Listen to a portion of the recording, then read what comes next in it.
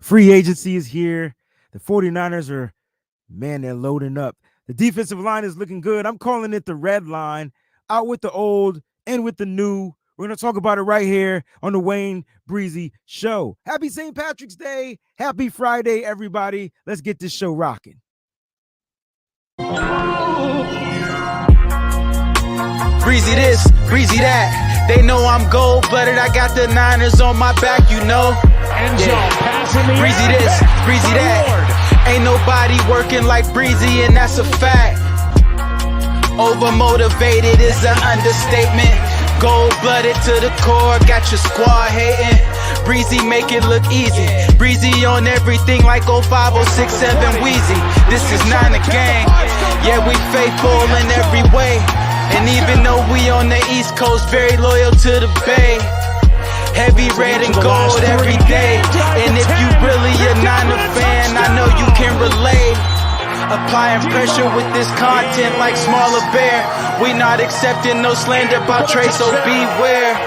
I stay in exclusively Niner hats, and I always tell the truth, this exclusively Niner facts.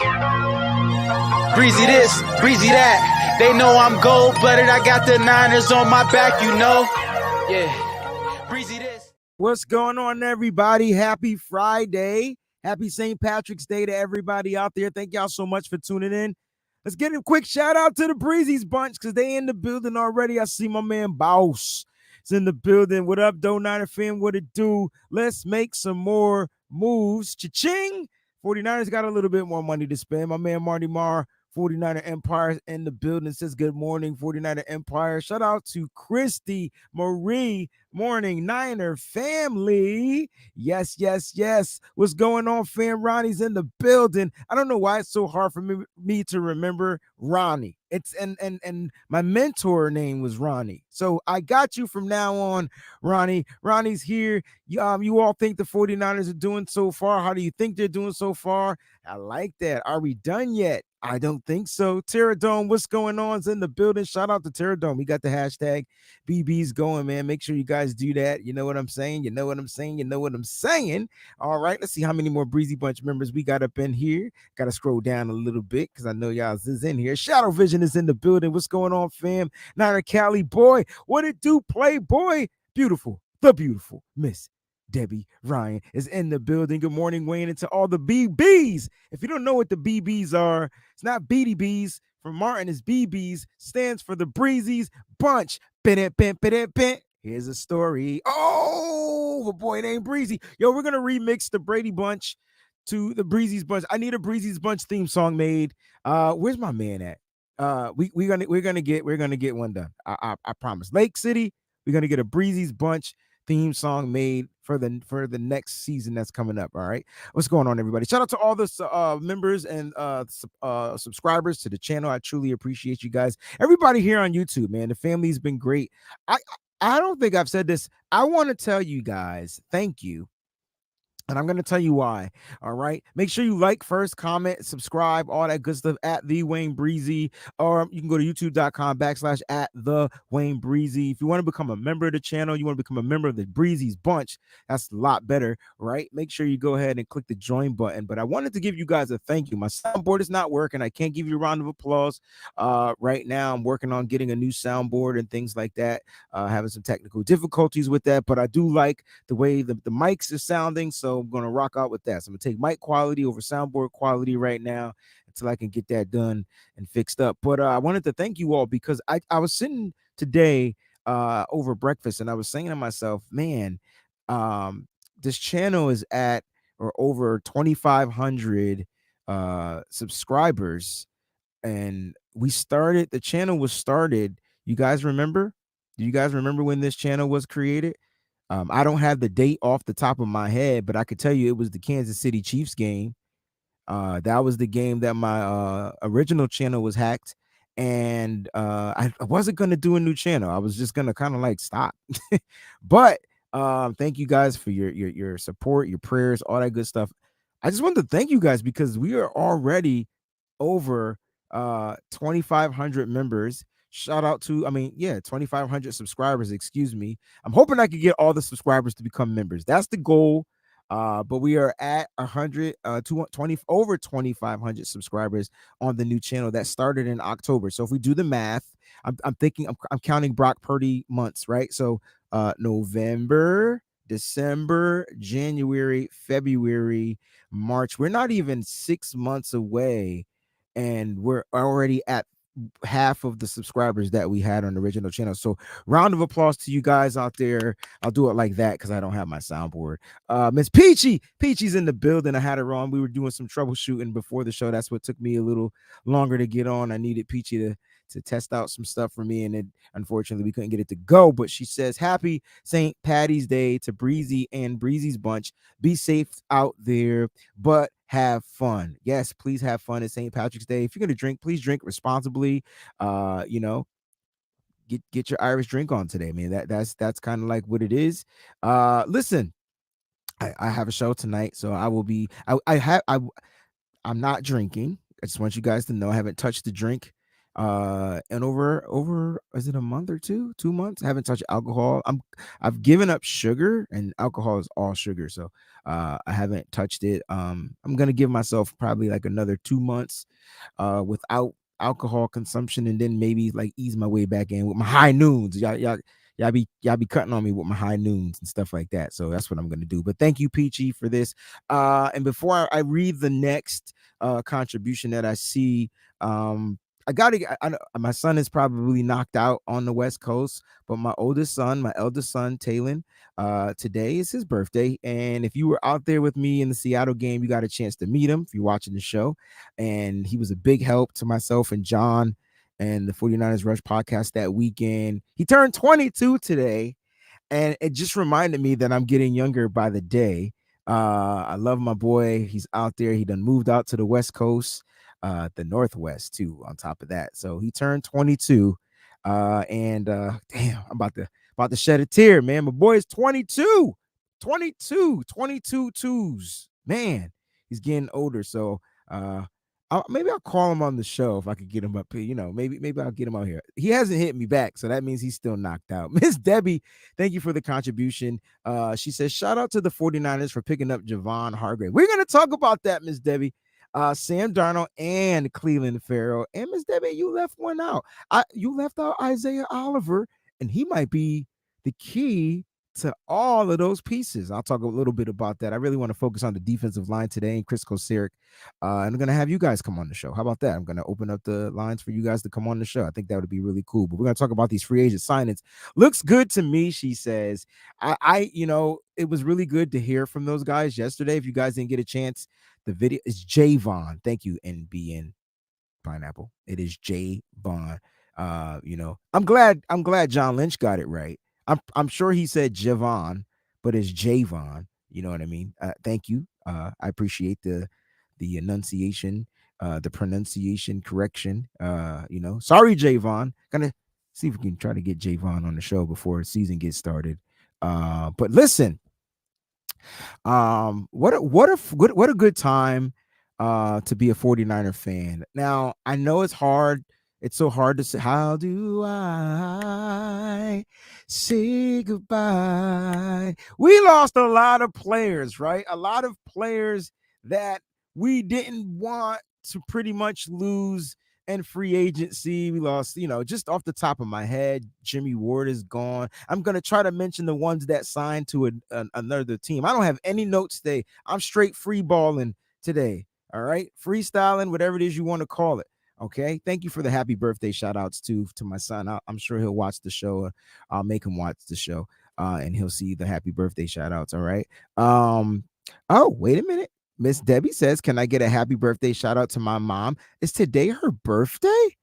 Does your mom, my son and your mom, no wonder Miss Debbie and I are so connected that we don't even know it. And we find out about our connection every single day. You know what? Happy birthday to Miss Debbie's mom. She's turning 86 today. You know what I'm saying? So you know what? Let's do it. Happy birthday to you. Happy birthday to you. Happy birthday to my son Talon and mom Queen Emma. Happy birthday to you. That's for the queen. You. When I go to my falsetto, I immediately want to sing, she's your queen to be. If y'all haven't seen Coming to America, please go and find the movie. You can't rent it from anywhere because there's no more Blockbuster or Tommy K videos or wherever else you guys, you know what I'm saying? Just go rent it. Wait a minute. Are you serious? I didn't know this. Hold up. Old school 40. This is why I love y'all. Old school 49er faithful. Did he just say this? Is this guy's birthday too? Oh, his mom's birthday. Happy birthday to your mom too, this guy. Hennessy don't have any sugar. A little yak is good. I never knew that. I never knew Hennessy didn't have sugar. You can't tell me that. Well, first of all, man, I'm not allowed to drink Hennessy because what had happened was very good friend of mine. He was like, hey man, I want you to try this. And it was like Hennessy and pineapple. And after 7 of them joints, I realized that Hennessy wasn't for me. And yes, it was 7 because I don't think I tasted the Hennessy with the pineapple juice. So when you mix the Henny with the pineapple, it's all sugar. So I won't do Henny anymore. It's not that. But happy birthday to everybody out there. If I didn't get a chance to say happy birthday, it's a really good time. But like I said, look, the 49ers lost a lot of key players, Jimmy Ward. And let's talk about these 4. Let's talk about the 4 free agent signings. All right. And you know what? Let me put up a banner. All right. So the 4 free agent signings, which are, in my opinion, super important. The 49ers new players. All right. I think that's super important because they signed Javon Hargrave. All right. I got to make sure I say it right. Okay. Then they signed Sam Darnold. Okay. I want to make sure I pronounce their names right. Okay. Then it was Cleveland, which sounds like Cleveland Farrell, but it's Cleveland. All right. So make sure y'all get his enunciation right. All right. And then last but not least, it was one of the later free agent signings for the 49ers, Isaiah Oliver. All right. And let me put in parentheses what positions they play so that way people don't get confused. I said confused. I want you guys to get confused. And I'm going to explain to you kind of like why I like these signings, and I'm going to kind of compare it to the ones that we lost or who are they replacing. I think that's a better way to say it. You know what I'm saying? If you guys don't mind. Then I'm going to open up the phone line, and then we're going to talk about the defense, because that's, if anybody went shopping in free agency, it was Chris Kocurek. I won't even say it was Steve Wilkes. It was Chris Kocurek. They gave Chris Kocurek the keys to the range, and they were like, listen, man, you got the black card, dog. Go ahead and go shopping. That's an American Express card. For those that don't know what the black card is, it's not me taking your black card or anything like that, because you've never seen Coming to America, or it's not that. It's the all right, so here we go. The 49ers new players. Javon Hargrave, defensive tackle. Sam Darnold, quarterback. Cleveland Farrell, defensive end, and Isaiah Oliver, cornerbacks. In particular, nickel.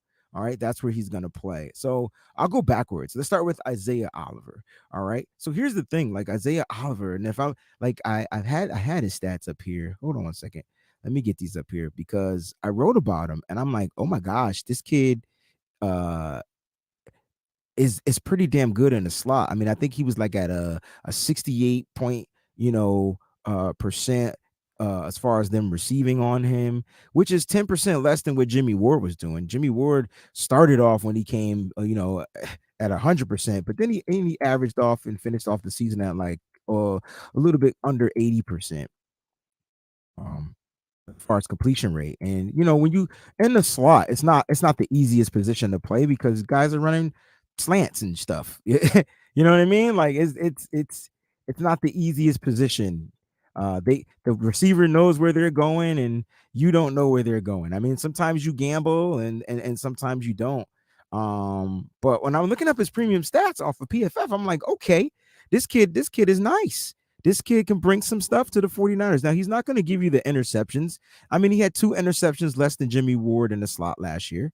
Okay. All right, two less than Jimmy Ward. You know what I'm saying? Hey, Jacqueline is in the building. She says, "Happy St. Patrick's Day, everyone." Mike Eng is in the building as well. What's going on, baby? What's going on? See, I got the red joint on today, Ty. You know, I was feeling red today, even though it's green. Ty, I need a green. We got to put this in green. We got to put it in green. It's Celtics season. Big Papa said, "Quit being." Boy, man, that's some funny stuff right there. So Isaiah Oliver, okay, uh, interesting things about him, as far as he's not great as a great tackler as Jimmy Ward. I think Jimmy Ward is a better tackler, but you're gonna get versatility from the kid because he can also play safety as well. So you're gonna get some safety play from him. All right, and I think that's a good thing. You know, getting some safety play if need be. Okay, so you'll get some safety play from him. But here, you get a couple of pressures. I mean, not too much. I mean, he's not like a blitzing type of. You won't see those shark blitzes from him, but that may change because Steve Wilkes is a little bit different out there. You know what I mean? That may change a lot. Check this out. Ask me how many touchdowns he gave up last year, though. Somebody ask me. Somebody in the chat say, Breezy, how many touchdowns did he give up? Y'all some slow people. He gave up 0 touchdowns. Isaiah Oliver gave up 0 touchdowns. And here's what's even more interesting. All right. His one interception was on Jimmy Garoppolo. You guys know Mose, myself, Fair, Peachy, we were at the game. John, we were at the game. A lot of you were there with us. Yep. Intercepted Jimmy Garoppolo, no doubt. Here's the thing: his long was 39, a 39-yard play, and most of that was yak. All right, so a lot of his, was yak. It was a 30, whatever. And so that was his, that was the longest that he gave up all year. So he's not getting beat deep, is what I'm trying to say.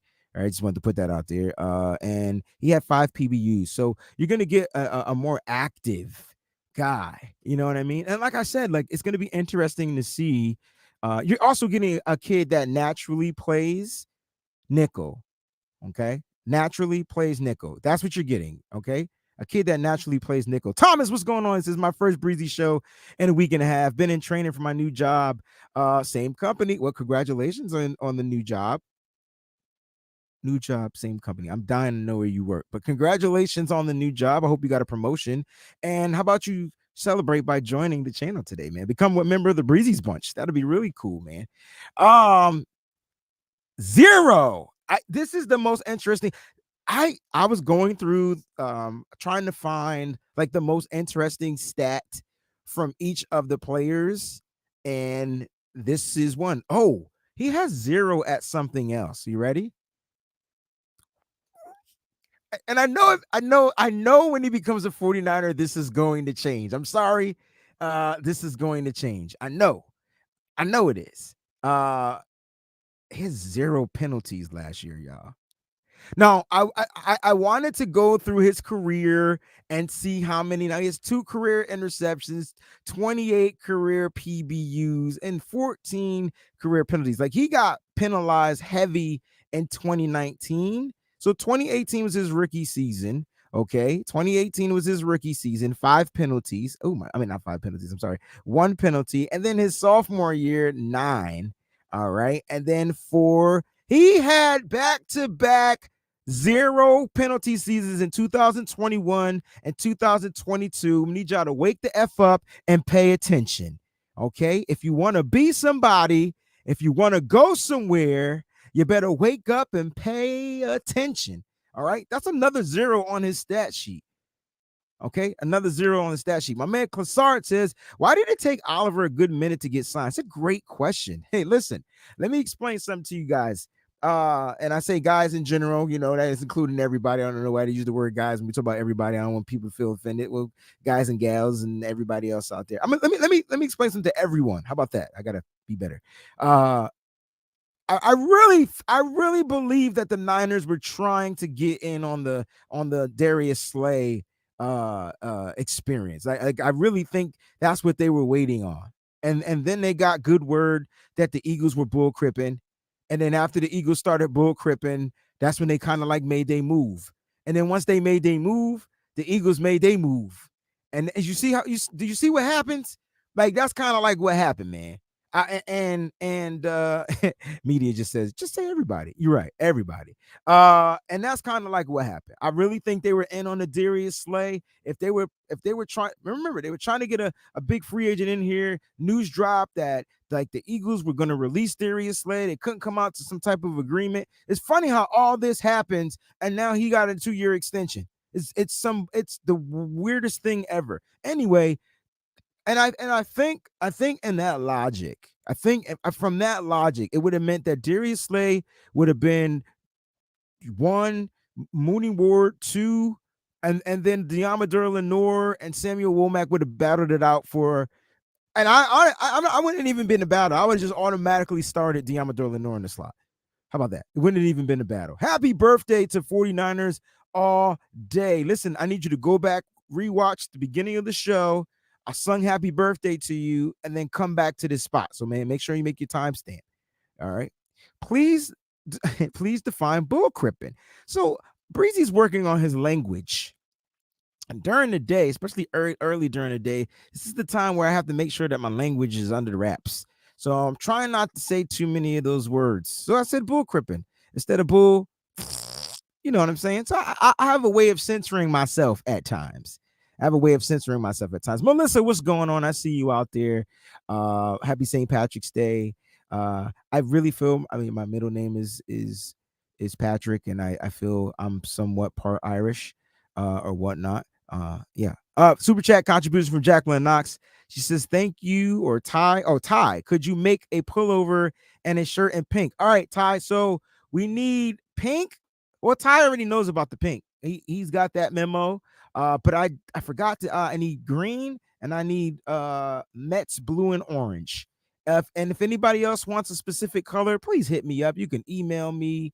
Email address DwayneBreezy@gmail.com. It's simple. Everything is Dwayne Breezy now. I don't know if you guys noticed that, but we're working on rebranding over here.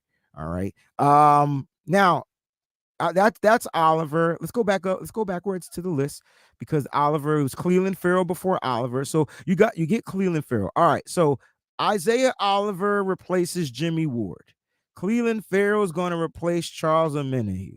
And why am I saying he's going to replace Charles Omenihu? Because they're kind of like, they play the same type of role out on the edge. They're a bigger guy, but they can also tween and line up on the inside and try to give you some type of speed from the inside.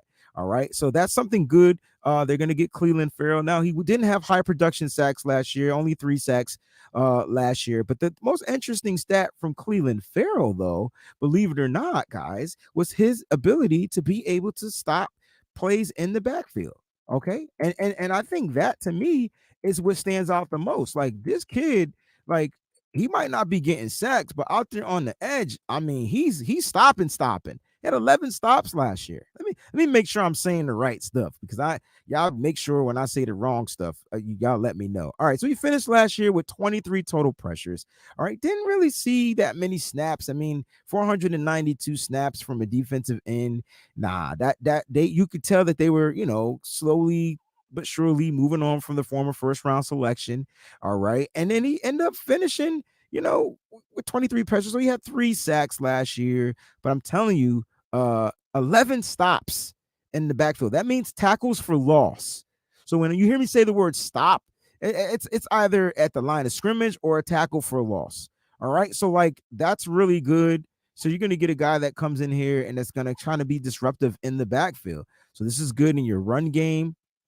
He's not a speed guy out there on the edge, but like I said, he's going to kind of replace that Charles Omenihu. So he had 3 sacks with the Las Vegas Raiders. I'm expecting.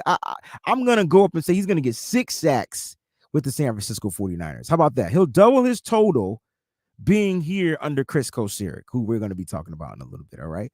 Sam Darnold, all right, is the quarterback that was signed.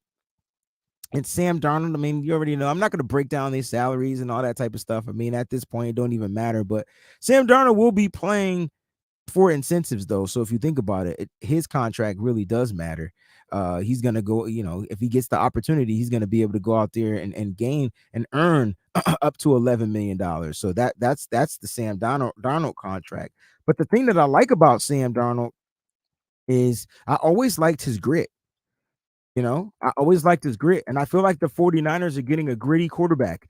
And sometimes you're just gonna need a gritty quarterback to come and like get you through those tough times. If something happens, can this kid come out here and get you through those tougher times? And that's the one thing I like about Sam Darnold. I mean, other than the fact that he saw ghost, he remains in the game, right? He's pretty damn durable. I mean, he had a little injury history last year, but he's pretty darn durable.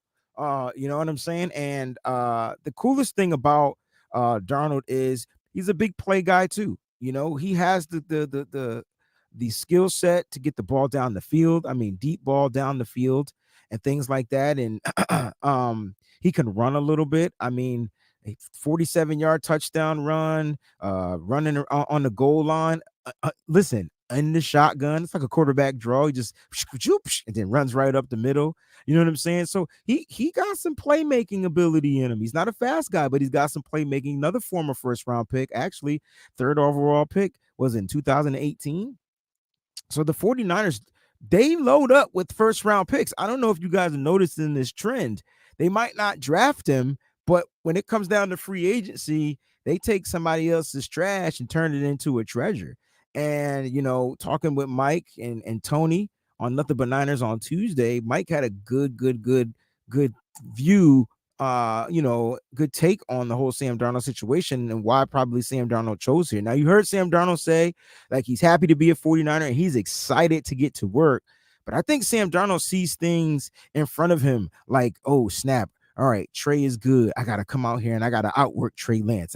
Like that's the kid that's going to be starting. All right, let me get on my A game. So here's the competition. And that's another thing you're going to get from Sam Darnold. You're going to get the competitive spirit, the competitive bug, the competitive gene. You're going to get a competitive person out there on the football field. So Sam Darnold's going to bring that. It's going to be a nice little competitive quarterback camp because I'm really expecting it. You needed somebody to come in here, like everybody was saying, to challenge, Trey Lance and things like that. And, Brock Purdy's going to pretty much be unavailable at the beginning of camp, and he won't be practicing like the other quarterbacks. So he won't be running your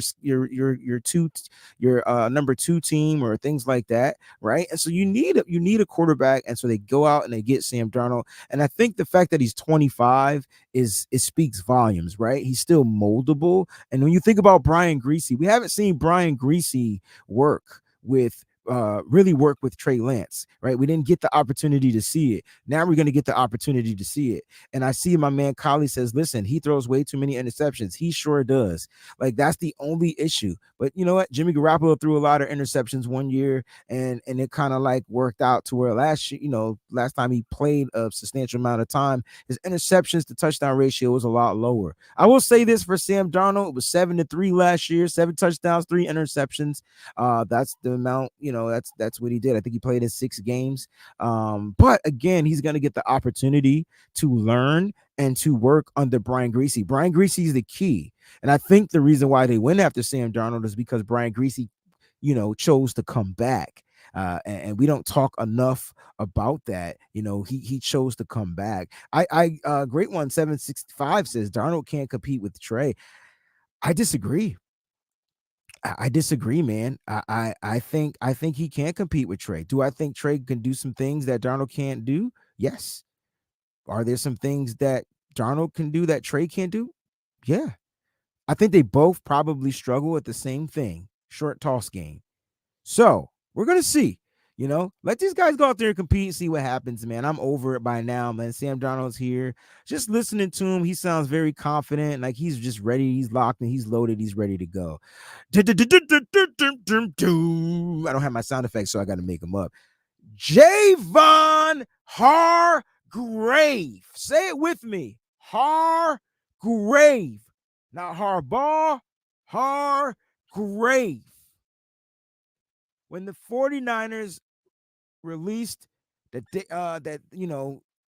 were going to sign, well, they didn't release it, but when it was released that he was going to sign with the 49ers during the tampering period, I immediately was in the parking lot. You heard Peachy tell the story on Nitty Gritty Niners. I was in the parking lot, and I just let out the biggest scream because I feel the 49ers just got that much better.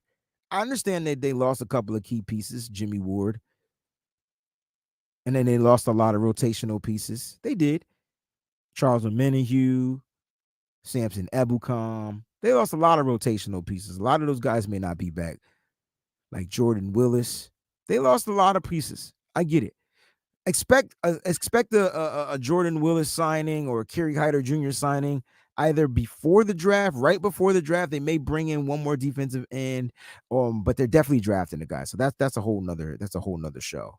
But expect some of these things to go down. But the 49ers lost a lot of depth. But I'm gonna tell you what, this is where they gained. They're filling in the middle of their pocket. That defensive line to me was just I think the defensive line was worse than the offensive line. I think and it came down to a problem even with the number one defense. Nick Bosa was putting up a crazy high volume of plays and pressures. But and imagine what did he finish with 18 sacks, Nick Bosa? But the thing was, he probably would have had 10 more sacks had he had the right defensive line built for him.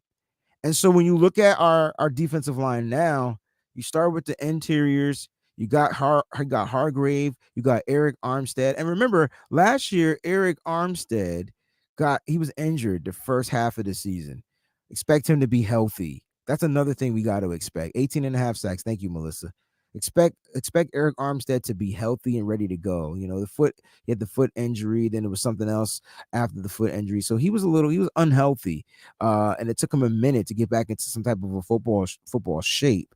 But the reason why I said that I think that the defensive line was a little worse than the offensive line is because when it came down to like those trenches, like they just couldn't get stops. And then it forced your linebackers to overplay, and then your linebackers are being out of alignment, out of position. And then, I mean, if the defensive front isn't good, then your secondary is going to get exposed as well. So it's like they got better up front, which means that their secondary is going to get better just by nature, right? Better pass rush up front, less time to cover back there. You get what I'm saying? That's the nature. So it's going to be super dope to have Hargrave, Armstead, Nick Bosa, and look, it's going to come down to Cleveland Farrell and Drake Jackson starting. Cleveland Farrell doesn't have to be a rotational player if they feel like he's going to be that guy, and you continue to use Drake Jackson in your NASCAR packages. I wouldn't use Cleveland Farrell in the NASCAR package. I don't want to move Eric Armstead to the outside. If you want to keep it right, he might end up being your starter. Okay. Now, Cleveland Farrell has that potential to give you that production that Arden Key gave us a couple of years ago. You guys remember Arden Key? That's the one thing I think that Cleveland Farrell is going to be able to give us. You know what I'm saying? Let's talk about this defensive line. Let's talk about, are we better? Are we worse? And that's going to be the question. All right. Now, off the top of my head, I feel like the defensive line got better, even though they have less people. But the quality, I feel, of the players are better. Okay, so is the defensive line better or worse? And that's going to be the question. You guys can come on the show. All right. Is the defensive line better or worse? Matter of fact, let me just go ahead and scroll that so that way I don't have to keep looking at it. All right. I'm going to put the link inside of the chat. Okay. And if you guys want to join the show, man, and rock out with your boy Breezy for about 30 minutes, let's go ahead and do so, man. Let's have some fun. Is the defensive line better or worse? All right. Now, again, lost key players, man. All right. We lost some key players. Maurice Hurst is gone. He didn't play last year for the 49ers. He ended the season with ACL injury. What's his name? Kid from Philly. He's now in Houston, I believe. He's gone. And you got another defensive tackle going. I don't know why my mind's drawing a blank there, but it is Hassan Ridgeway. I'm sorry. So you got Hassan Ridgeway gone. So they lost a lot of depth. So the depth is gone. But let me just remind you who we have again, and I'll go with the starting defensive line. In my opinion, and I want Drake Jackson to start, and I'm hoping that he will. I'm hoping that he got a little bit bigger and things like that. You know what I'm saying? And we're gonna slowly but surely find out about Drake Jackson. Okay, now if his frame is better, if he's at better health with himself, Drake Jackson could be out there on every down. He's young; he should be able to play every down. But they brought in Cleveland Farrell. The question is, how are you going to use Farrell though? Farrell, you know what I'm saying? Do you start him in the base packages? All right, we lost people on the linebacking level, but let's focus on the defensive line on uh um this particular episode. And let me go ahead and just fix this question before I bring in our first guest, because I don't want to say the defense. I mean, say defensive line. Defensive line, better or worse? Because look, I feel like Chris Kocurek, he got some talent. I like the T.Y. McGill re-signing or signing or whatnot. I like the re-signing of a T.Y. McGill. And here's how I have the interiors. There's 6 of them, right? Here's how I have them tiered. There are 4 edge rushers, 6 interiors. I think we bring in 3 more between defensive tackles and edge rushers. So 2 more edge rushers and 1 more interior guy. And I think they drafted interior guy. It's going to be very interesting to see how they do this. I think we're going to end up with 11. That's the number we got to get down to. 11 defensive linemen. Like, that's your edges and your tackles. That's the number I think that the 49ers are going to have on this season. Far as your edges, you got Nick Bosa, you got Alex Barrett. I said his name now so I wouldn't forget it. You got Alex Barrett, you got Drake Jackson, now you got Cleveland Farrell. Those are your 4 edge rushers on contract as of right now. And then your interior, you got Hargrave, you got Armstead, you got Kinlaw, you got Kevin Givens, and then you got Kalia Davis, and then you got T.Y. McGill. All right, so those are your 10 guys. So do you guys feel that this defensive line is better or worse? Let's start with Terradome. He's ready to go. What's going on, brother Bishop? Brother Bishop, brother. Hey, what's going on? What's going on now, Mayray, my man, Wayne, Yes, Breezy? Nothing much, man. Things are great, man. It's good to have you on. Haven't seen you or heard from you in a minute, so it's really good to have you on here. Chris Kocurek got some new toys. You know what I'm Yes, he saying? did. I want to get your thoughts on that, and I want you to tell us if you feel like the defensive line has gotten better or did it get worse. I definitely love Javon Hargrave for a Okay. couple of reasons. Uh, this goes back to the old George Allen, Washington Redskins, Dallas Cowboy days. This goes back to the Tom Landry. This goes back to the Bill Walsh days of weakening your rivalry Mm-hmm. and strengthening yourself when you come up against the Philadelphia Eagles and you can take away from them and give yourselves an advantage. Oh boy, it's like a 10-point swing. You've taken away from them and you've made yourself better. That was I know their number 1 guy was Hassan Reddick, but boy, a lot was on Javon Hargrave, man. He was the straw in their defensive line. He was the one making it happen a great deal. He was who they had to account for, and who Hassan Reddick, if you delve inside the numbers, he was the one demanding that double team, who Hassan could get loose and get active. Hassan was the number 2 guy in the NFL on sacks. We had number 1. We were blessed to have the great Nick Bosa, Nicholas John Bosa, as Richard Sherman would say. But they had, who was right on the heels of Nicholas John Bosa, Hassan Reddick, and it was because of Javon. It was because of him. And now we got that. Now Philly is weaker, and now he's with us. And you could hear in his presser, he didn't think that the 49ers would come after him. He was humbled at the 49ers. He said, that was an NFC championship team. They coming after me. For me, he told his agent, he said, yeah, with some other teams coming, they were coming with some money, and he said, the San Francisco 49ers coming after me. Oh yeah, we need to. Yeah, we need to look at that. We need to do this. We need to do that. Man, when you got somebody ready to come for you and ready to get down there for you, he came from an HBCU, and man, hey, I'm very excited about one Mr. Hargrave. We get ready to do some things, man. Chris Koseric is over there like nasty Nate by the tree. Yes, Y'all all sir. see the meme like, Yes, sir. Yes, yeah, sir. yeah. Yes, sir. We get ready to do something. Cleveland Farrell is from the great state of Virginia, Richmond, Virginia, Benedictine. We get ready to do some things. He was at Clemson University. Been following the young man. My son Isaiah just hit me up. He said, "Y'all got a real one, Dad." He was in high school when I was in high school. Cleveland Farrell. Yeah, we got Cleveland Farrell. I know his numbers were a bit down in Raiderhood, but you know they weren't using them right. Yeah, that's how I look at it. It's the Raiders, y'all. It's gonna be all right. Cleveland gonna be all right for us. You got to get rid of some underachievers. Y'all saw in the NFC Championship game, there's some guys who just didn't. They know who they are. We're upgrading.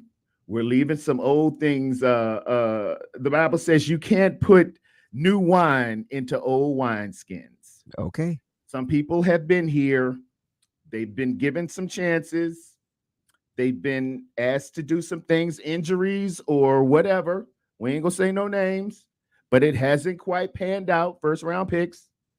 You were brought here to replace some people who left, who were all pros, who were putting magnificent stats up, and they got traded away to Baltimore, and you were chosen to be their replacement. Hadn't had quite panned out. Not gonna say any names, but hey, you're going to have to move on. Thank you for your service. Thank you for your time. Thank you for the sunflower seeds and all the, knocking podcasters' hats off in the locker room and talking all of this stuff. It's been real. You can move on. The Oliver situation, and not to get off point by the defensive line, but the Oliver situation, I think he could do wonders, man. Steve Wilks is man, he's really good. I'm down here in Carolina. He was real good with these defensive backs. Communication is really good in making something when you're explaining palm coverage and handing things off to guys back in that secondary. The secondary is primary. When you're giving assignments to guys, you not only have to have an athlete and a guy who can run 4-3, you've got to make it palatable and understanding to a guy when you teach it that he can get it, so he won't blow it in times of tumult, in times of really needing it, and they get it. It can hand it off to the safety. And the number one way you see coverage blown in big situations is the guys just didn't communicate well, man. And Hufanga thought that Diodore had him. Diodore thought that Hufanga had him. That's the number one way you see it in the NFL. And it all gets down to you just didn't simplify it in the moment, or you thought that when he went in short motion, he had him, and I thought he had him, and then it's where did he go and where did he go? Steve Wilks does a really fine job of making people understand, okay, we're going to just cut these rules out. I'm going to make it real simple so y'all understand. He's got him on short motion. You got number 2. You got number 1. And we're going to make it a hard, fast rule. That's how you have to have it. You have to have a teacher as well as a coach and a mentor. And Steve does this really, really well. He's going to do well. Our secondary is going to be up. But as far as getting better on our defensive line, we are getting better, and it ain't over. Okay. It ain't over. You're going to see a couple more things happen. Hey, man, Terradome, I appreciate that breakdown. That was beautiful, brother. Listen, thanks for jumping on the show. Breaking news. Jimmy Garoppolo's deal is officially complete. And he- Celebrate good good times. times Come come Come on. on. Hey. Woo! Now, listen, I'm happy for Jimmy Garoppolo, and I'm glad he's gonna get to be out in Vegas. I hope he don't spend all his money in one place, or on one If I know Jimmy G, on many things. oh, Yeah, he's gonna spread it around. yeah. So, per Mike Garofalo, What's up, fair? deal What up, is what up? officially complete. Terradome, thanks for jumping on. I got to get these other breezy bunches up here, man. I appreciate My you, bro. guy. God bless y'all. All right, peace. My Bree- man, what's going on, bro? I had to crash the party real quick, man. Oh, it's all Gucci. Hey, first of all, I need who did them hats because I need to get the Wayne Breezy hats done. So send me that got you. information as soon as you finish. Yep. I haven't talked to you in almost a goddamn month, and so It's been 3 weeks, man. it's almost a month. Yeah. Excuse me. And before I bring these, the other people on, I wanna get your thoughts on free agency so far. So far, so good. I feel like originally I was a little I won't say worried, but thinking that we just weren't going to make a big splash. You know what I mean? I felt like there was a point where we were just going to kind of ride the wave and get a lot of those discount pieces that we tip. Tier two. Yeah, those guys. Yeah. But man, when you go in and get a Javon for a Javon, Yeah. you feel I feel a little better. You feel a little better, and feel that's a lot right better. away. We don't usually see the Niners making those type of moves early on in free agency. It's usually day 2. Yeah, day 2, Day day 2 3 and a is when half. we make our money, right? J-Vod. but man, it got really real. Wait, hold on. It's gonna take us a minute to Javon, my say bad. Javon, because we have a Javon, and it's Right. spelled the same exact way. It is. Damn it, Javon. Why didn't mommy and daddy put a Y in there? You know what I'm saying? I don't get Or it. E. Or yeah. J-A-E. Either way, I mean, I'm just saying, but we're gonna get it right. I promise. Like show 15, it'll be Javon. After you get your first sack, I promise you it'll be Javon. Now, Fair, it's good to see you. It's good to hear from you. We're gonna bring some guests on and we're gonna get their thoughts. All right, let's do it. We got my man 49er Media all the way from the West Coast. What's going on, family? Are you on mute? Muted. You are on mute. Did I mute you or did you? Nah, that was my fault. There we go. You're so good. Yes. All right. So let's. I haven't talked to you in a minute as well, man. First of all, how is school going? Is that going well? School's been pretty busy. Lots of like projects, a lot of group work. School's been kind of down here in Arizona. It feels a little weird because yesterday the unexpected happened in March Madness, where us is the number 2 seed. How did Arizona lose? I don't know, man. I don't think we even deserved to win that game, even if we came out and somehow still won that game, because we just didn't show up. Like we just didn't have the energy. We didn't show up. My bracket's screwed up. If you guys are doing the bracket, I mean, Princeton won. You can't let an Ivy League school win a game and a tournament. Princeton always wins. Princeton They're just won. smarter. Okay, I'm sorry. We want the Ivy League players on it. And Furman, where the hell is that? Yeah, I don't know. Furman is the brand of my power conditioner in the studio, bro. Like literally, I plug on my shit. That's what Furman is. I asked what Furman was in the on the Discord, and your response Fair has me cracking up. 49er Media, man. Look, what's going on. Let's talk about free agency. And I want to know from you, man, has the defensive line gotten worse? Now they lost more than what they brought in. And do you feel like overall they're better, or do you feel like overall they've gotten worse?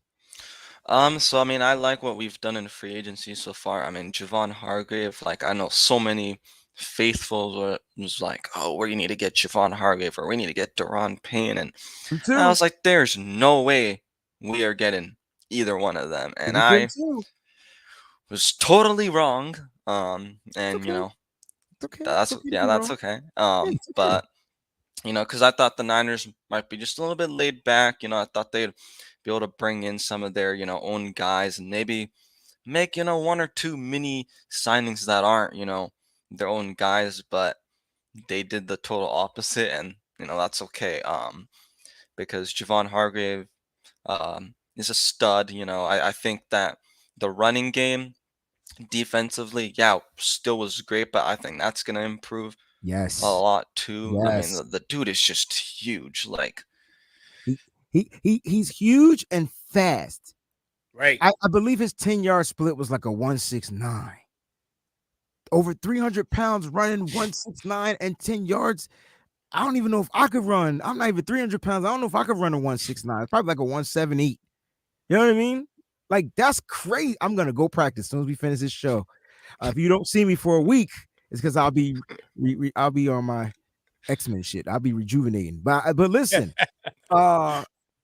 this was a great signing. And I think I'm gonna agree with you. Like, you automatically get better on your run defense, but I think what's most important, family, is that you get better in your pass rushing defense. And the quickest way to a quarterback is a straight line. And I remember, like, as great as we've seen great quarterbacks play, right? And you want to move quarterbacks kind of like out the pocket. There's only one quarterback you don't want to move out the pocket. His name is Patrick Mahomes. Yes. Right? The only one. And everybody else, you can live with it. Patrick Mahomes, for some reason, finds a way. But if you could get to these guys and from a straight line, because he's quick, he has the feet, he has the moves, he has the power. This is going to be really good for the defense. Over or under 10 sacks, 49er media for Hargrave. ooh, I'm gonna go under, but just like a hair under. Like, So 9.5. yeah. Damn. Okay. I'm gonna ask that to everybody. I should have asked that to Terror Dome too. I wasn't thinking, but I'm gonna ask that to everybody. Overall, what's your grade for the so far, for free agency? What would you grade the 49ers? Ooh, that's a tough one because I feel like they've lost so many They pieces. did, man. How'd it feel? They And definitely they lost like two guys mainly that I just didn't expect for them to lose, which was Emmanuel Mosley and Daniel Brunskill. Ooh, you wanted the bun skill back. Yeah, because I really thought he should have be able to compete at that right tackle spot. Because I do not want Colton McKivitz Really? starting at right Man, tackle. y'all said the same shit. Sorry, I gotta stop cursing. Y'all said the same stuff about Jake Brendo, and he finished the season as a Pro Bowl alternate. He did. Drop the mic. Boom! Oh, and it didn't extort too, man. Oh man, it sounds good. No, but seriously, that's what everybody was saying. I don't want Jake Brendo. I don't want Jake. And I'm like, yo, y'all gotta chillax and just he gonna have some games where he's terrible, but he's gonna get it. And he ended up getting it, and I think Colton McKivitz is going to be in that same. So now I'm not saying that they don't bring or draft a guy that is going to come out there and compete. They might find a better guy in the draft that might come out there, which is going to put Colton McKivitz on his game plan, like get him on his A game. You know what I'm saying? So we'll see, man. We'll see, but I know it's hard to kind of like grade him. But give me a grade before I let you go. I'm gonna go with B-. But I do like, the guys that they did end up bringing back, like a Ty McGill, Demetrius Flanagan Foles.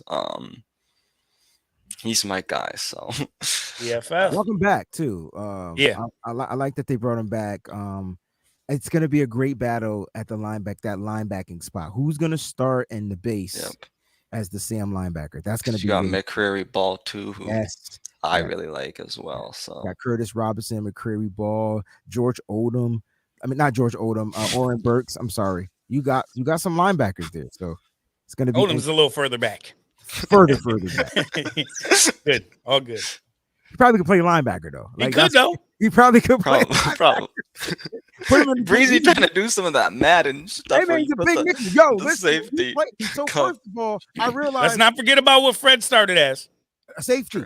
But I realized why people online would be whipping my ass in Madden. I figured it out. Why? So? It's because they be cheating. So they'll go and grab like a safety and put him at linebacker, bro. Oh yeah, he's flying around. Yeah. And so he's all over the field. Yeah, And I'm like, yo, why can't I outrun this mother? What the fuck is going on? You know? Where's the beep when you need it? I can't. It don't work. Yeah, I don't. Oh, there you go. It worked. It worked. It did. Yeah, I heard it. I mean, Yeah, we heard it.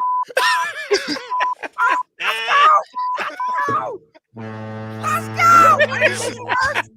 It's working. I don't understand. We tried it. Peachy couldn't hear it. I don't know. All right, man. Let me get Miss Leslie on here. I'll show and I'll shoot you. Oh, you got to call me when you get a free second today. Yeah, I got you. I do have time, so I can help you with the Discord. All right, bro. Thanks for having me. Peace out. We gotta Easy, get you bro. We're gonna get him on a Monday show so he can come and rock out with the nitty gritty crew. Facts. Miss Leslie in the building. How you doing? Hello. Wait a minute.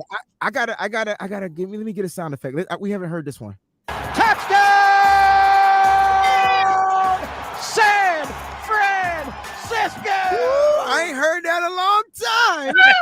Yo. Oh, thank you. My heart just started pumping. Mine Thank- too. Woo! Mine too. Woo. Mine too. How you feeling? I'm feeling good.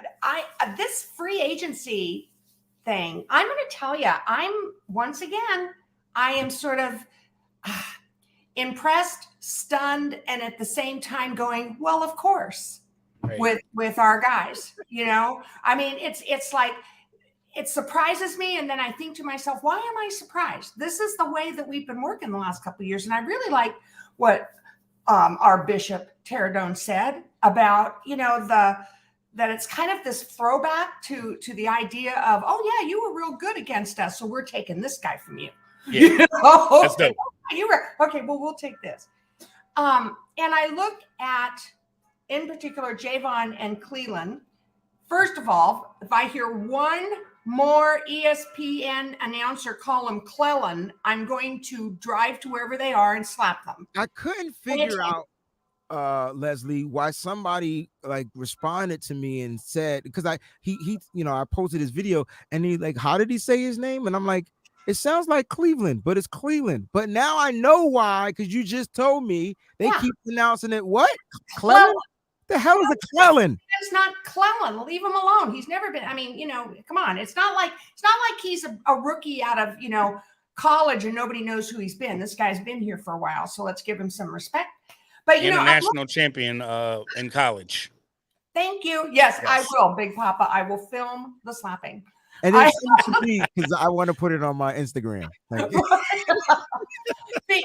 But you know, one of the things I am looking at this is I think we've got some bold predictions coming up for our defense this year. Okay. I think what we have is we've got weapons now that you could see sort of explode. If everybody stays healthy, you're going to see a defense that just explodes. And what's amazing to me is that I'm old school enough that I really still sort of hold to that old adage that a good offense wins games, but a good defense is what wins championships. Amen. And so again, my hope is starting to rise. And so with that, I'm going to make a very bold prediction for next year's Super Bowl. Make sure we click this. And that is this. Hold on, I can't answer this phone, so he's going to have to just wait. Okay. Here's my prediction. Jimmy G has an amazing year with the Raiders. I can feel it. Takes those guys all the way to the Super Bowl. I can feel it. And who do they get to meet? Don't you say the San Francisco 49ers. And we who get are going to kick their butts all over Las Vegas I was slow. and hand them. We're going to watch our guys pick up number 6 in Vegas against the Raiders. Settle this question once and for all. Oh, shoot. It's in Vegas, too. That's right. Right. So Sign me up. that is my bold prediction. That's for Super Bowl. I'm with it. I'll be there. I don't care how. I don't care if the ticket costs $50,000. I'll be outside watching it at a I bar. will tell you, it's like I'm already starting to say, okay, what can I sell? I got 2 kids. What's the going rate? Yeah, Hey, man. do I need this car? You know, that kind of Right, stuff. It's right. like, I might have to go get a second mortgage. If I will go to this game. I don't care if it's standing room only. And I will tell you this: if you ever get to the Allegiant, stadium, every seat is a good seat. I don't care if you sit in the 400 section; it don't feel like 400. It's not even that high up. It's more spaced out, so it's not a high.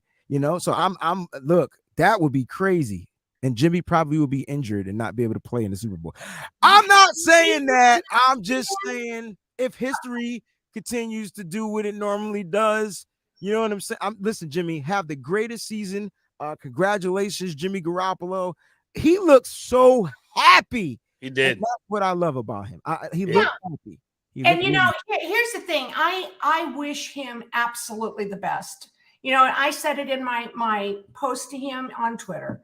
Thank you for what you did for the San Francisco 49ers, because he came in, we were at a low point, and he fired us up, and I'm going to give the man here that respect for that. And bless his heart, he showed leadership in the room, in the quarterback room, and in the locker room, and we didn't really have it, and he was there for those guys. So it's like I said to my post, I wish you the best. Not as good as us, but I wish you the best. I want, and that's because I'm a faithful. So I want, it's just like with McGlinchey. I wish you the best. You are Russell Wilson's problem now. You know what I mean? It's like, I wish you the best. Well, Miss Leslie. Well, my bold prediction is that Mike McGlinchey doesn't give up any sacks this year. Yeah, absolutely. Just watch. Just watch how it work out. Just watch. I'm just saying. That's my bold prediction. I ain't saying they're gonna go to the Super Bowl though. Right? That's bold. Watch him not give up a sack. Just watch. That's right. Blame it on somebody else. Well, absolutely. I really had high hopes for him. I'm a Notre Dame girl. Even though I went to Cal, I was a Cal graduate, but my first choice, I wanted to go to Notre Dame. I didn't know at the time that Notre Dame was a boys' school. That's how much. And the year that I was going to go to college was the first year they allowed women in. And if I had gone, it turned out that my parents said, that's just too far away. You are not going to that far away. But if I had gone, I would have been in Joe Montana's class. Wow. Yeah. So I'm just telling you, I probably would have been his first and only wife. I'm just saying. And a whole different life. But I love it. I was not expecting that. That's what I'm talking about. Oh man. And if you were his wife, he probably would have played longer and for the San Francisco 49ers. He would have not ended up in Kansas City. I'm telling you that right now. I know. You would have been down there on that field. Listen, Eddie. Absolutely. So at any rate, the question is, our defensive line better or worse? I'm going to answer this way. I think we're moving towards better. Yeah, I really do. And it's going to be interesting to see what happens in the draft now. It's going to be real interesting to see who, as Teradon said, kind of moves on. And we thank them. We've had a pretty darn good team for the last couple of years. It has been, now I got to fight Joe. Aren't you cute? Thank you, sweetheart. The reality is that I think we have a good chance, again, if we can keep people healthy. And it was funny. I even said in one of my comments to you, Wayne, I was going to trust you on signing Sam Darnold. But, yeah. The more I got to thinking about it, this is a kid who's a serviceable journeyman quarterback. Yeah. You know what I mean? I think he's now in with a team that has in place the kind of coaching and support. We might see something real magical come out of this kid. Hey. And again, if it's going to happen, I want it to happen with us. Yeah. Because I'm so pleased with the outcome of the surgery for Brock, that it was an internal brace. That's great. I'm happy to see that Trey is back out there. We want a loaded quarterback room. We don't want to end up with another Josh Johnson, situation. And I will say this is that I now am far enough removed from that last game where I really kind of feel sorry for quarterback Johnson. It's like, that kid had aspirations. He wanted to make it in the NFL. Oh, Yeah. And so now it's kind of like, hey, my prayers are with you, kid. Thanks a lot. You poor baby. Oh my goodness. He's a grown ass man now. So he can take whatever come at him. You could be nice, but he grown. Yeah. He's got to go. And we're glad. And wherever he works, if I see him, hey, good job, kid. What are you doing now? What are you doing now for Probably working at Whole Foods or something, which is not a bad job. You know what I I'm saying? mean, he got some checks. That wasn't his first. He got some checks. It's not his first rodeo, right? Mm-hmm. So at any rate, I've got people calling, but I do want to thank you guys again. You teach me football. You let me bounce my ideas off. And you know what? I think we've got the makings of a Super Bowl team. See y'all at Vegas. Yes. Thank you so much. Have a great one. You have a great weekend. Mwah. Bye, everybody. Well, welcome to the Love Connection. All right. Oh, what awesome guests that we've had so far. Fire. Man, and we have a few more to go. So just hang in there with us. All right, CJ Gray, you're on. What's going on, baby? What's going on, Breezy? I'm doing good, man.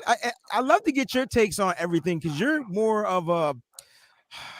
If I'm optimistic, are you more of the pessimistic type? I don't know. Just give me your take on the daggone offseason so far. I'm not sure about optimistic or pessimistic. I just kind of try to read the situation the way I see it, and then I bring a collection of ideas together based on everything that I see, and then I combine it all together and try to present the most sound take I can. But I like the off season so far. Start with the losing of players. I know that it seems jarring when you see a lot of players leave your team, but most of the players we've lost, I would say all the players we've lost are either dead or players that have known to be injury prone on our team. Another conversation. Jimmy Ward. Yeah. Jimmy Ward got hurt a lot. I like Jimmy. But got hurt last year a lot. Yep. Emmanuel Mosley, he's been hurt in multiple seasons. Like 2021, he was hurt. 2022, he was hurt again. You just stating facts. And so other teams overpaid for our depth pieces and our injury-prone players, in my opinion. And it was very smart of us to not write those checks. That's why I feel we got better, dog. Keep going. And then especially Mike McGlinchey. Good gracious, $17.5 million a season for Glitch.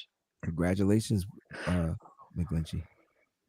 Go ahead, Denver. Go ahead and do your thing, man. I mean, when you got you know what I'm learning, CJ. When you got the money, some people don't mind spending money, right? And some people are wiser at spending money, and some people are just cheap. You know, right? Frugal, right? Now, I think those are the three type of peoples you got in the world. You got your frugal. I used to think the 49ers were frugal. I did. I'm not gonna lie. I thought they would get as many bargain players as they could, and whatever happens. If they can make it work, they made it work. But then I started to realize they're just a little bit more wise on how they spend their money. They're in that category now. And then you got people that are just big spenders, man, and they just go out there, they got it, and they be like, yeah, I don't care if we overpay for it. We'll deal with it later. We'll make the money back up at some point. The Rams. and then you got your cheap people, and so I get where you're coming from this. They're a lot of teams are getting not our leftovers, but our depth. They're getting our depth, which lets me know this. The 49ers system ain't nothing to with. Wu-Tang. That's what that's Shaolin style. It sounds like Shaolin style in the background. It do.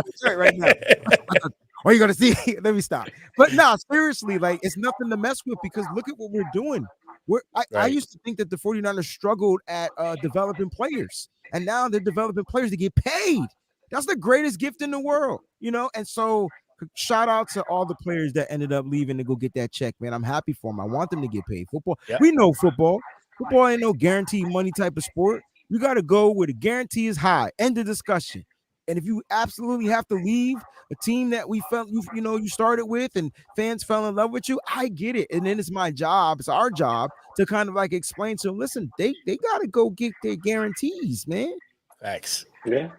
That's the number absolutely do. that everybody be looking for. And these contract cats don't care. That contract can say $9,000 billion, and the guarantee number is the only thing that matters. How much am I gonna get? How much you gonna pay me for Of that $9,000 billion? $9,000 billion. Yeah. That's the only number that matters. And so that's why I'm happy for these players. All right, let's talk about this defensive line and what they did. CJ Gray, what are your thoughts on the defensive line? Has it gotten better or worse on paper? Just on paper. We haven't seen it play. Would you say on paper it's gotten better, even though they're not finished? Yeah, I guess that's the important thing that you said last, is not finished.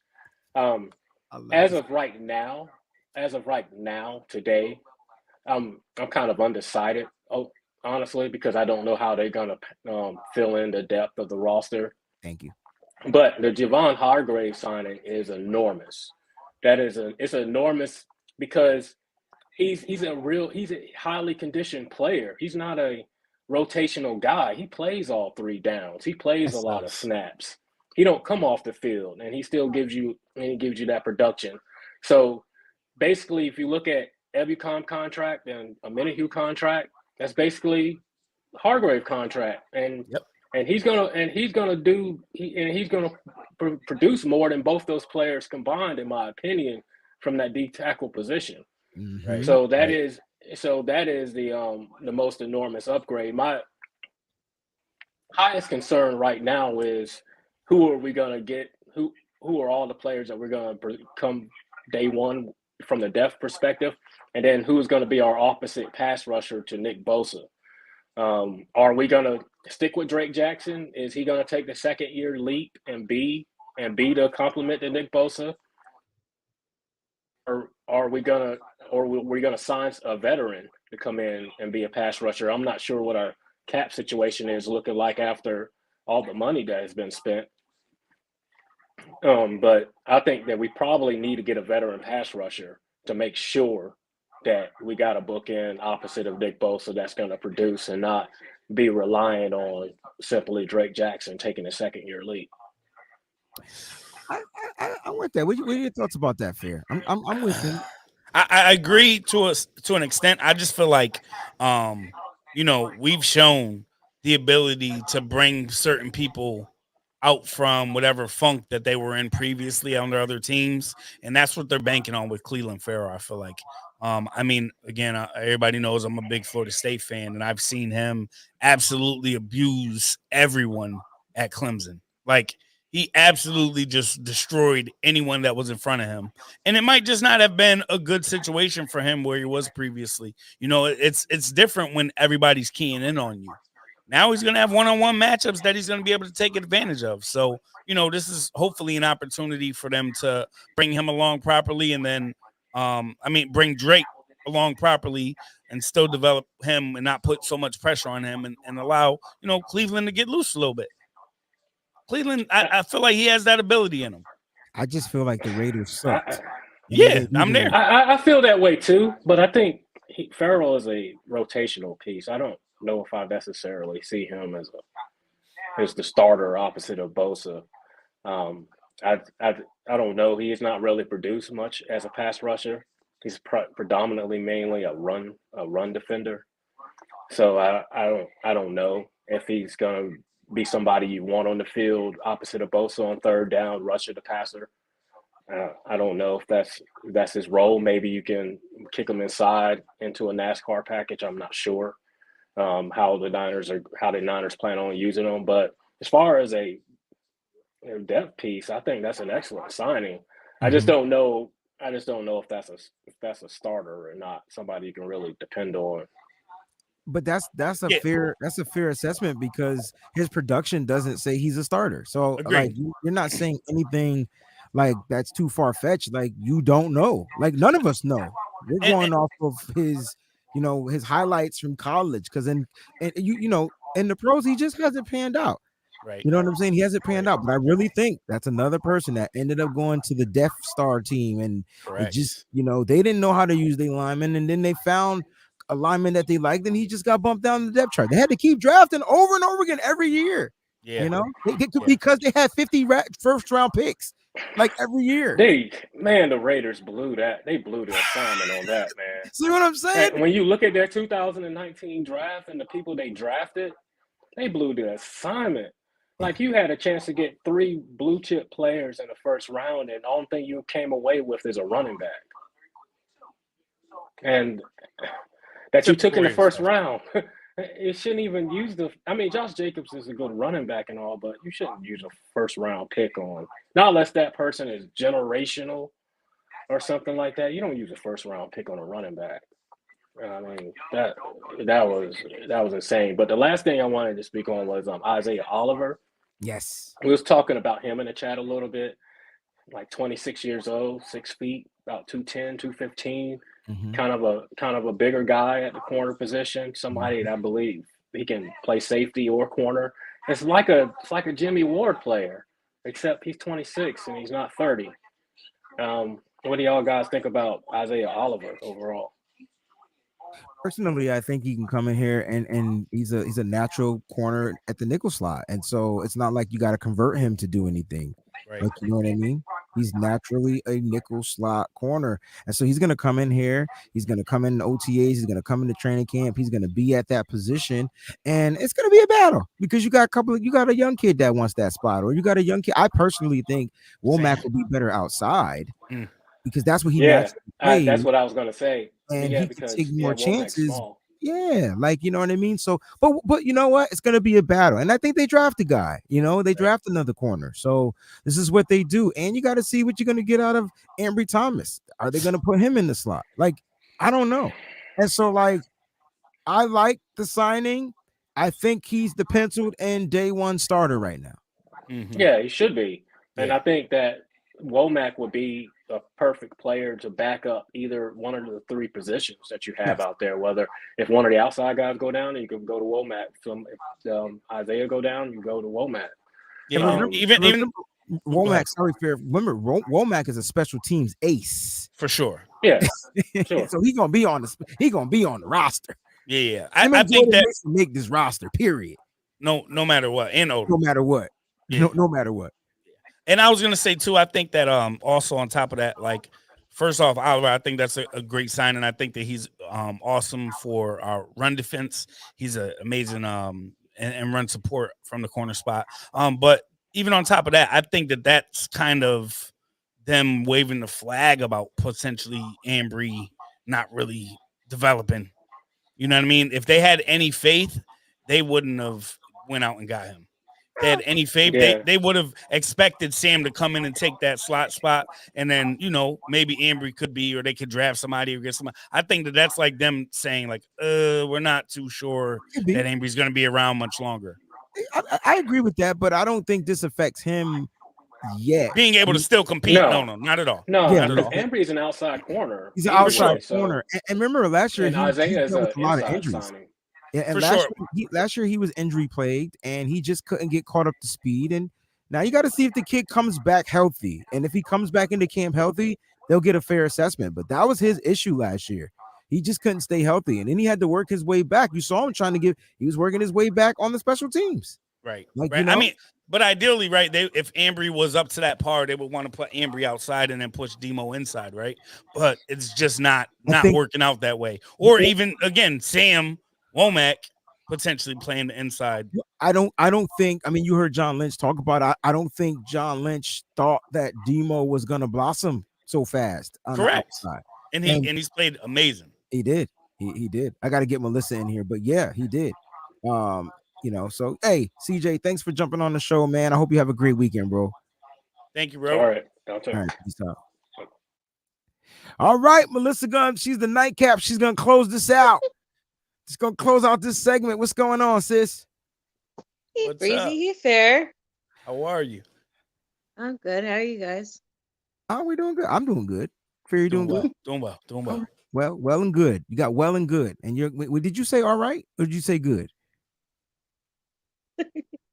How's Melissa doing? Good. Okay, just making sure. So we got 2 goods and a well, so that's good to go. Good to go. So Melissa, let's talk about this free agency a little bit. Let me get your thoughts on it. And then I want you to kind of specifically talk about the defensive line, not the overall defense, but the line, because that's where it starts. Okay, can I just bounce off one thing Fair just said though? Sure. Do it. Okay. I actually think that Ambry isn't so out so much as they're so cursed at quarterback that they can't stay healthy, whether it's Jason Verrett, Emmanuel Mosley, Kelly Witherspoon, whoever in the last couple of years, that they're like so hellbent, especially with Steve Wilkes coming, that they never have that big gaping hole again where they're scrambling for guys, whether it's the people who we don't want to mention ever again from 2020 or whatever. So I feel like that's exactly why we went and got a corner right now, because they just never want to be in that position again. It's like when Hold on. D tackle happened this year. Great point. I feel like it's the same thing with D tackle this year. Like you were scrambling for Givens to stay healthy, or Ridgeway to stay healthy, or Kinlaw to be able to be healthy. Eric Armstead missed time. Like these are big gaping holes. So I'm not shocked that the team addressed these 2 particular issues, especially because it puts so much pressure on Dre Greenlaw and Fred Warner and Aziz and Demetrius Flanagan-Fowles and everybody up in the middle in the linebacker core, because they had to make up for so many different holes around them. Like it's crazy the way that they survive for so long and still stays so productive with all those big gaping holes in front of them, behind them, and everywhere else. And I think that was a really, really underrated storyline from this year. How much the linebackers picked up the slack for what the defense was struggling with. Yeah, I agree, and it's unfortunate because like once our linebackers started getting worn down. I mean, they're getting these big old offensive linemen getting to that second level, and this is why they're giving up these big runs, right? Like these big gashing holes, and it's because the defensive line itself was inadequate into soaking up these blocks, right? And to allow the linebackers to come and fill in those gaps, right? And that's what the Niners linebackers are great at doing. We have 2 remaining, and I think we have a few that are going to blossom. I wouldn't be surprised if they draft a linebacker, but it starts up front, Melissa, and up front is key. And I think they are solidifying that A-B gap, that Eric Armstead, that 3 technique, the Hargrave, they're solidifying, saying, hey, where else can we force pressure, right? Because that's the key. And they're doing it by getting a Hargrave. So let's talk about this defensive line. Let's talk about Chris Kocurek. He's got some new toys, right? Over or under for you, Chris Kocurek curses out Hargrave 25 times in training camp. Over or under? I have to put Kocurek at least in the 34 range. Definitely. Definitely. Like, is it cursing because he's making mistakes? Or just that's just the way he talks. Like, have you ever seen him mic'd up? He just like his eyes actually right? He's louder bug out behind his glasses. Like I think he actually surprises himself with how many F-bombs he drops in between, even just like praising like Nick Bosa and the rest of them coming out and being 3 and outs, and he's just like he's slapping their shoulders like Jim Harbaugh, like on steroids, and he's like getting all up in their face saying good job, and he's just like dropping all the like the curse words, and they're like, Coach, come on, I'm mic'd up, you're getting called saying all this stuff. But it's funny because the players like respect it, right? Like they just it's just, I feel like it's the Dan Campbell thing. Like if you're just you, people will respect you more as yourself. I like that. If you try to be too nice, if you try to be too like in your face when you're not really that dude, like people are not going to respect you at all. And I think That's a fact. That's why so many people kind of get out of their ruts when they're around Chris Casera, because he has that kind of energy where you really don't want to let this guy down. Like, Okay. they all will bleed and give every last ounce that they have for this guy, because he just has something about him that's magical. That's why I told you, Breezy, like 3 months ago when we all thought that D'Amico was going to be a head coach finally. I was like, this is my biggest fear. Chris Casera is going to leave with him, and thank God he's still here. But Yeah. Thank God, because he doesn't want to be a head coach. He's made that clear. Just yeah, like Taylor Lewan doesn't want to play right tackle. Yep. And we're luckily he didn't go to Houston to be the defensive coordinator. I think he wants to be a defensive line coach. Stop asking him. I think that's what he wants to be. I think he that's who said he it is. like every year. They keep saying, Chris Casera, do you want to be a D line coach someday or a head coach? And he's like, no, I like the D line. I think he respects defensive linemen too much, where he wouldn't want to give them their full respect and energy. I'm Like, gonna that's try just to who he get. is I gotta try in to his reach out bones. to him, guys. I want to talk to him because I want to know, like Joe. That's gonna have to be behind the paywall. Yo, for sure. Like it can't. It's gonna be on First Patreon. words is gonna Oh drop. yeah. We're not gonna do it live. You're gonna have to join the Patreon for that All one right. because we're gonna get kicked off of YouTube. But no, Everything. seriously, I want to get into his mind because the way he thinks, I think is exquisite, and the way he's able to produce these defensive linemen on every tier 1, tier 2, tier 3. I feel like he just treats them all equally. He don't care if you were an undrafted guy. He don't care if you were the first round pick. He Yep. doesn't care what you are, who you are. None of that matters because you need to come and learn this. Now he's going to take your skill sets and he's going to get you to maximize like what you do well and get you to do other things well. But this is what makes Chris Kocurek like a gym. And this is why I know Kyle Shanahan every year probably he does what you just did, Melissa. He's probably like, oh God, we got to go through another year. Kocurek might leave. I know, because that's a big, huge piece. Is a in the game. fear. Yeah.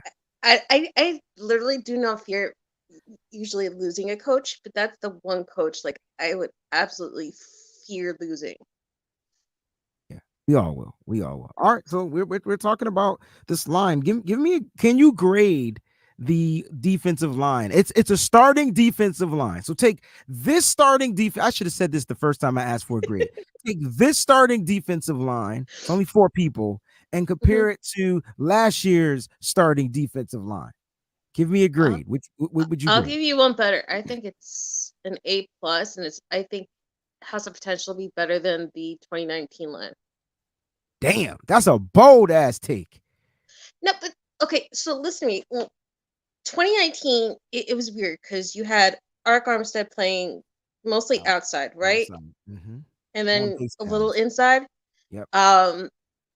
You kept sprinkling Solomon Thomas. Like, you kept going with all those first rounders. Like, that's what we were known for, right? I feel like Don't forget, D Ford was there. but I felt like Eric was always meant to be inside. I just feel like that's naturally where he was supposed to be. What I hated back then was we kept forcing someone and Eric to play outside, and neither one of them was really strong or suited for it. And it feels like now that Chris Kocurek is so mythical and special that they're finally letting him have the pieces he needs and the power he needs to actually play the guys where they're strongest, where they're best suited, and to take full advantage of who he has on the roster.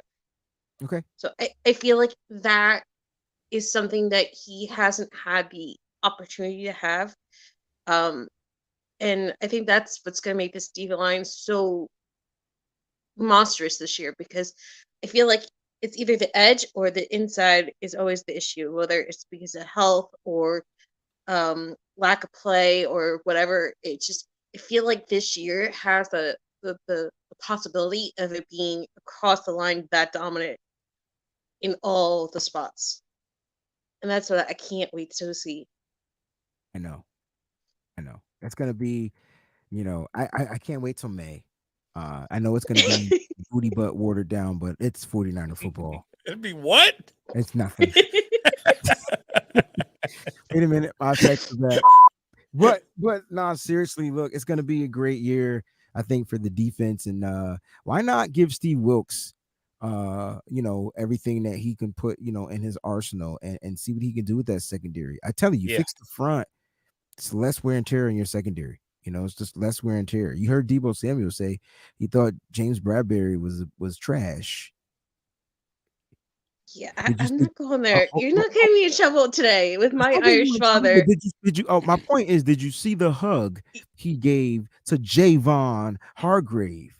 That means that he was bigging up Javon Hargrave from the Philadelphia Eagles with that hidden message. Oh yeah, he was trash because that defensive line was on point. That's what he was saying. Word. That's all I'm saying. I will agree with that, but I'm not talking trash with Bradbury. My father is a diehard Giants fan, and he's Irish. I'm not messing with him today. It's bad juju. Tell your father Happy St. Patrick's Day, and Bradbury plays for the enemy now. Oh, he knows. Trust me, he knows. He goes, Bradbury had to have interceptions the day they faced the Giants 3 times. I know. He had an all-pro year, but what Debo was saying was because the defensive front, the pass rush was crazy. So, It was. But listen, Melissa, thank you for joining the show. We're gonna end this segment in the show in about a minute. I've went over 30 minutes, which is fine. But I gotta go get my son. So I appreciate you. I love you. Hope to hear from you. Breezy, I'm sitting in the green chair for you and your Celtics today. No, my Celtics, they suck. What is going on? Do you see how they're losing? They're barely winning games. They lost to the Houston Rockets. The Houston Rockets has 16 wins. And I think both of them were Celtic wins. 2 of them. I don't know. You know what? I'm cursed with the NBA right now, so I'm glad the Grizzlies are winning, but everything else is just, it's crazy. I have to stay off your Discord because if I have to hear one more thing about Jaw and his mental struggles and being a joke, I'm gonna bitch slap somebody on your Discord. You need to be up there don't defend his dumb ass because that was dumb. But look, he 8 games. He could do 8 games. I'm just saying, even if I wasn't a Grizzlies fan, I think I've learned enough by now not to say something until you know what someone's going through, because you just never know what the off the field stuff is, what might be mentally unstable with someone. And it just, I would hate for myself to turn into like a Dan Orlovsky, shutting my mouth off and then having to retract everything again and then be this big pompous person sitting on the thing shaming a bunch of people for saying way less stuff than I ever said. So listen, I'm not making fun of his mental health, but it's stupid what happened. I'm not saying it's not, but it's just and here's the thing. My quick take on it before I let you go. It's the people around him are the ones I blame even more, because you paying for people to make sure you're good and safe, and you don't do things out of the extraordinary because you have a job, right? And so like they should be questioned. Whoever that is, they're the ones that should be held more accountable. At the end of the day, he's still a kid, and so he's gonna do some things, silly things. I think it's more like the Josh Gordon kind of thing in the NFL, where it's just you saw someone who had a legitimate issue, and instead of people Gordon just smoke weed. There was nothing wrong with Josh Gordon. Gordon had no problems I with get that, but like he had no problems with this. He wasn't putting up guns. He just wanted to smoke weed, and he was ahead. You could say he was ahead of his time. He was ahead of his time. Sure was. Like, okay, now weed is legal. but it was a crutch. Like they said, he had it all the way back to like before his teen years. Like, and they kept telling him over and over and over, like, dude, you gotta stop. And like he kept surrounding himself with people who just would not help him. I feel like that's the same kind of thing going on. But I don't disagree. It's so nice to talk to you both. It's been so long. Me too. And my last question for you guys is, do you think we finally get a Jordan Reed? Because I am been dying for like years, it feels like, to get this 2 tight end set stuff going. And Well, George Cameron Kittle Brate, had the best year of his career this year, and I feel like if not now, when? Cameron Brate just got released. Hmm. And does that not scream San Francisco 49ers? The question is, Anything. how Breezy, much like, will he cost? I Because love Charlie this Warner. draft, I would give up Charlie Warner. I would give up you won't have Tyler to give him up. Croft. I would give up Croft is anything free. to have that 2 tight end set thing going on. I know. It's But hear me out. crazy. Hear out my logic, and then you can decide if you want to agree or disagree. Listen, Charlie Warner's on the team for another year. Tyler Yep. Croft's a free agent. Ross Dwelly's a free agent. They're gone. You had mentioned Charlie Ross. Warner's still going to be here, right? And so Mhm. I think they bring in another vet. The question is, what vet? Please let the what's his name, Jordan Matthews. Please let that experiment be done.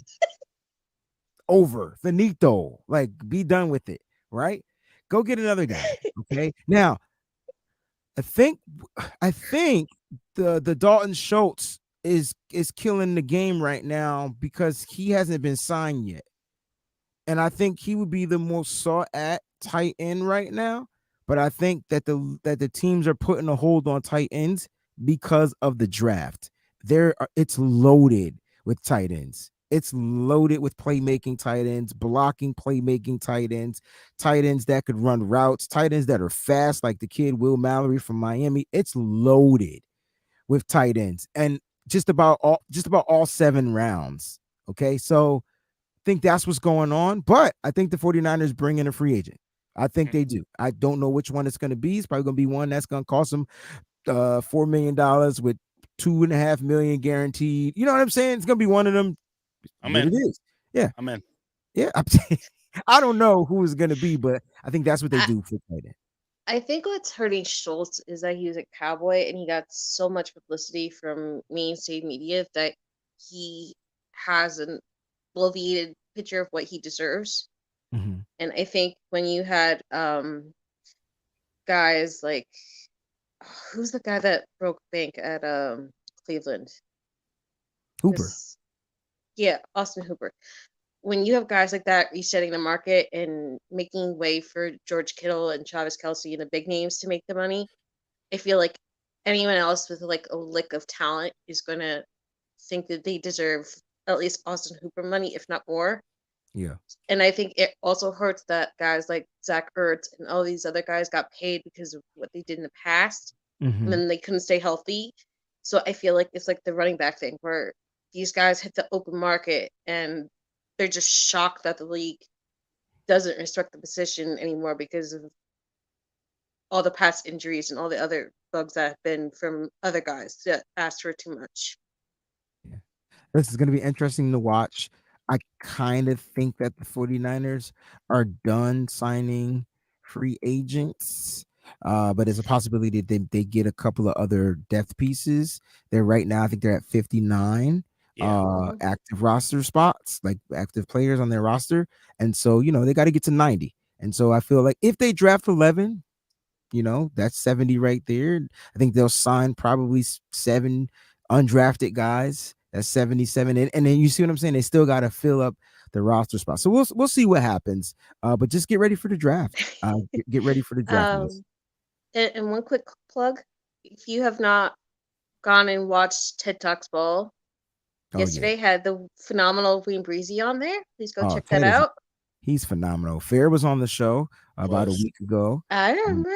Yeah, I get all the little notifications. Yeah, I'm working on getting, once I get back to my regular schedule, then I'm gonna start getting them to come on here on the Wayne Breezy show. So it's gonna be awesome. I'm gonna get Fred Breezy, on here. I'm still holding you to getting you on Driving to the Top Productions. It feels like every single time you come on, either I'm too busy or I'm coming on right before you log off. Hey man, look, just hit me up, and it's just a schedule thing for me. So if I could find the time, I'll do the dime. Not in jail though. But all right, Melissa, and thanks for thank you for the St. Patty's Day miracle of you talking well of Jordan Willis. I never thought I'd see the day. Yeah, I mean, it's a possibility that he's one of those guys that you bring back. Like, why not? He's testing free agency now. Remember, free agency players are actually testing the damn market. Right. That's what they're doing. You know what the fun part is? I don't even care at this point if you bring back Willis or Harder, because I feel like the team is so good at finding these guys that have been kind of forgotten about and late that they can just bring in anybody and get something out of them.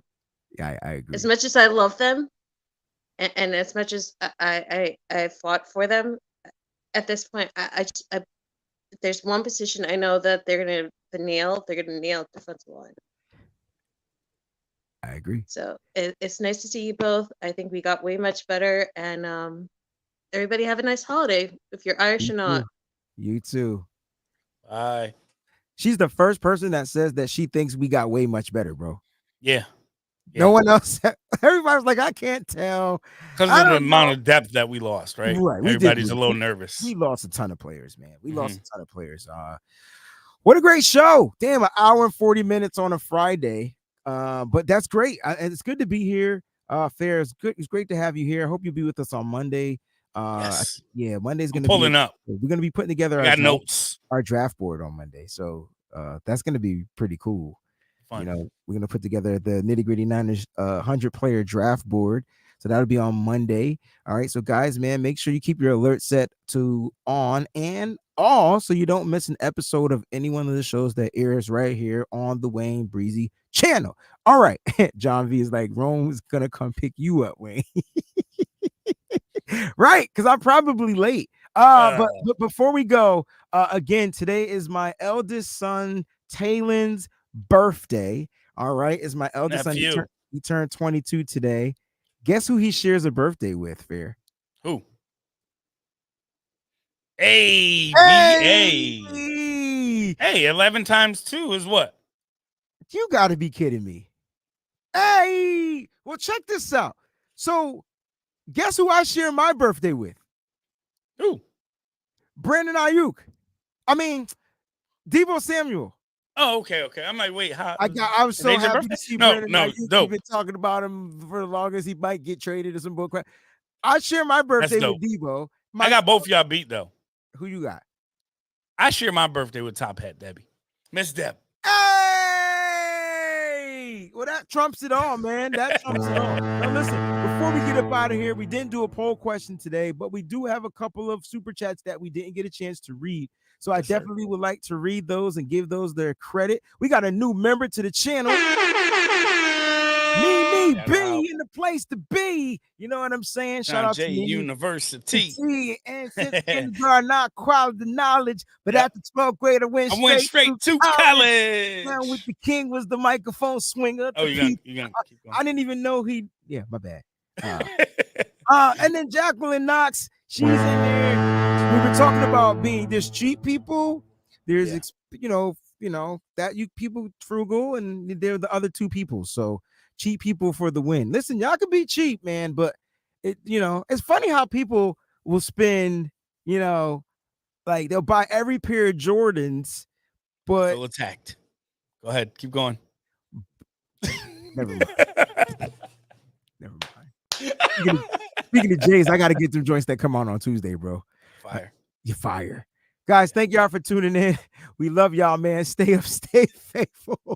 Always keep it nitty gritty. Thanks for watching, y'all. Enjoy y'all weekend. Let's go. Enjoy St. Patty's Day.